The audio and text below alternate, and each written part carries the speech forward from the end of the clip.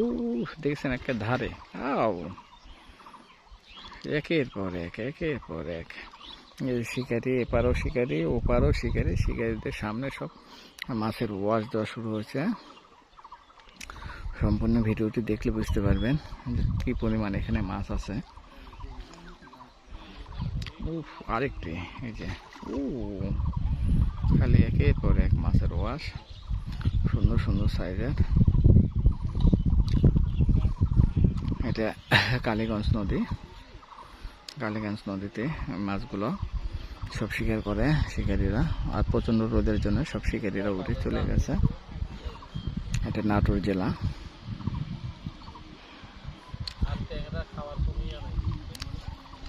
ওই যে আরেকটি ওয়াশ, ওয়াশ তো দেখছেন একের পর এক ওয়াশ, একের পর এক ওয়াশ।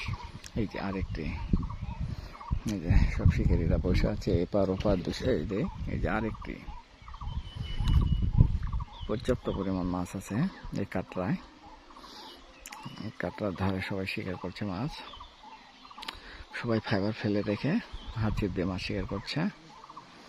ওই মুরব্বীটা ফাইবার নিয়ে আছে, হাত ছিপ মারছে না। ওই যে পাশেও দুইটা ফাইবার ফেলে রাখছে যে কখন টান দেয় বড় মাছ, এই আশায় বসে আছেন শিকারীরা।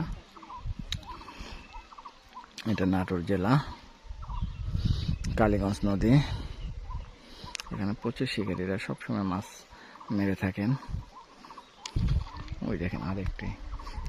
আমার এই 3 মিনিটের ভিডিওর মধ্যে কমে 15-20টা মাছের ওয়াশ আছে। সম্পূর্ণ ভিডিও দেখলে বুঝতে পারবেন প্রচুর পরিমাণে এখানে মাছ আছে।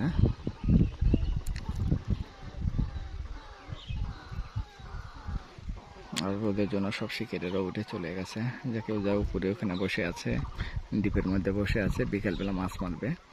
এই যে আবার আরেকটি শিকার ওয়াশ করলেন, সুন্দর একটি মাছের ওয়াশ।